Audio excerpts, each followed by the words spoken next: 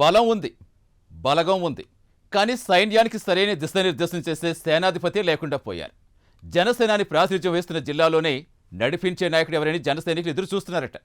మిత్రపక్ష పార్టీకి రాజకీయ భీష్ముడు కొండంత అండగా ఉంటే జనసేన మాత్రం అందరూ ఉన్న అనాథలా మిగిలిపోయింది. అక్కడ ఏ నియోజకవర్గంలో ఉంది పరిస్థితి? అధికారంలో ఉన్న అక్కడి నాయకత్వంపై అధిష్టానం ఎందుకు చొరవ చూపలేకపోతుంది?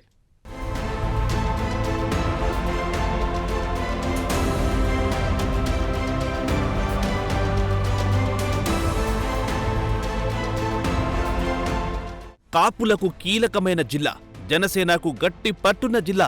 అలాంటి జిల్లాలో కీలక నియోజకవర్గంలో మాత్రం పరిస్థితి వేరుగా ఉంది. అధినేత కోసం స్వచ్ఛందంగా వచ్చే జన సైనికులున్నారు, కానీ తమ మంచి చెడ్డ చూసేందుకు ఎవ్వరూ లేరన్న ఆవేదనతో ఉన్నారు. కాకినాడ జిల్లా తుని నియోజకవర్గంలో జనసేన పార్టీని నడిపించే నాయకుడే కరువయ్యారు. జనసేన పార్టీకి గ్రామస్థాయిలో కార్యకర్తలు బలంగా పనిచేస్తున్నారు. 2019 ఎన్నికల్లో జనసేన నుంచి మాజీ ఎమ్మెల్యే రాజా అశోక్ బాబు పోటీ చేసి ఓడిపోయారు. అప్పటి నుంచి ఆయన పార్టీ కార్యక్రమాలకు దూరంగా ఉంటూ వచ్చారు. అయినా అశోక్ బాబు పార్టీని ముందుండి నడిపిస్తారని ఆశతో గ్రామస్థాయిలో కార్యకర్తలు రెట్టించిన ఉత్సాహంతో పనిచేశారు. కానీ 2019 ఎన్నికల్లో వైసీపీ అధికారంలో రావడంతో తునిలో జన సైనికులను పలకరించేవారే లేకుండా పోయారు. అన్నవరం గ్రామానికి చెందిన చోడిశెట్టి గణేష్ ప్రస్తుతం తుని నియోజకవర్గ జనసేన సమన్వయకర్తగా ఉన్నారు. అయితే కార్యకర్తలను సమన్వయం పరచడంలో, వారికి భరోసా ఇవ్వడంలో ఆయన చొరవ చూపకపోవడంతో తుని జన సైనికులకు దిక్కుతోచడం లేదు.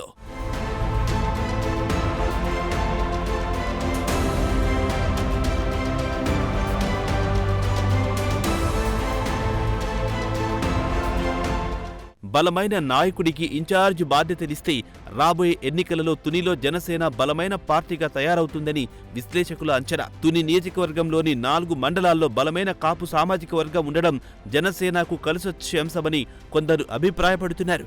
కూటమి ప్రభుత్వంలో జనసేన కార్యకర్తలను పక్కన పెట్టేస్తున్నారని తుని కార్యకర్తలు నిరాశలో ఉన్నారు. తుని నియోజకవర్గానికి నామినేటెడ్ పదవుల విషయంలో కూడా అన్యాయం జరిగిందని కార్యకర్తలు వాపోతున్నారు. జనసేన అధినేత పవన్ కళ్యాణ్ రాష్ట్ర వ్యాప్తంగా పార్టీ బలోపేతానికి చర్యలు చేపట్టారు.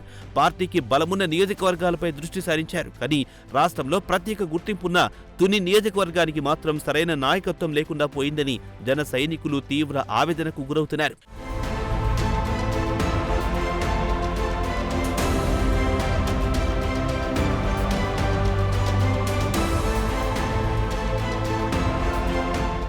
ఉమ్మడి ఉభయ గోదావరి జిల్లాలో జనసేన బలంగా ఉందని క్యాడర్ చెప్పుకుంటున్న తరుణంలో తుని వంటి కీలక నియోజకవర్గాన్ని పార్టీ పెద్దలు వదిలేయకుండా గట్టి పట్టు సాధించాలని జన సైనికులు సైతం సూచిస్తున్నారు. టీడీపీ నుంచి ఇక్కడ యనమల కుటుంబం బలంగా ఉన్నప్పటికీ జనసేన సొంత ముద్ర కూడా అంతే బలంగా ఉందని స్థానికంగా జరుగుతున్న చర్చ.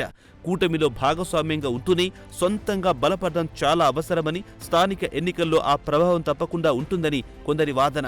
ఇదే విషయాన్ని పార్టీ పెద్దలకు చేరవేయాలని అనుకుంటున్నారు. అయితే ఈ విధంగా పార్టీ నడిపించే నాయకుడు కూడా తునికి అత్యవసరం. సరైన సారథి లేకపోతే నియోజకవర్గంలో పార్టీ క్యాడర్ ఎవరి దగ్గరికి వెళ్లాలో, ఏదైనా అవసరమైతే ఎవరిని సంప్రదించాలో తెలియక ఆందోళన చెందుతున్నారు. జిల్లాలో జనసేనకు హేమాహేమీ లాంటి నాయకులున్నారు. అదే కోవలో తుని నియోజకవర్గానికి కూడా గట్టిగా పనిచేసే సీనియర్ను కుర్చీలో కూర్చోబెడితే సీన్ మారుతుందని లెక్కలేస్తున్నారు. ఇదే టైంలో సందట్లో సడేమియల్లా జనసేన కార్యకర్తలు టార్గెట్ గా వైసీపీతో పాటు మిత్రపక్ష పార్టీ టీడీపీ కూడా తునిలో ప్రయత్నాలు మొదలెట్టాయనే ప్రచారం ఊపందుకుంది.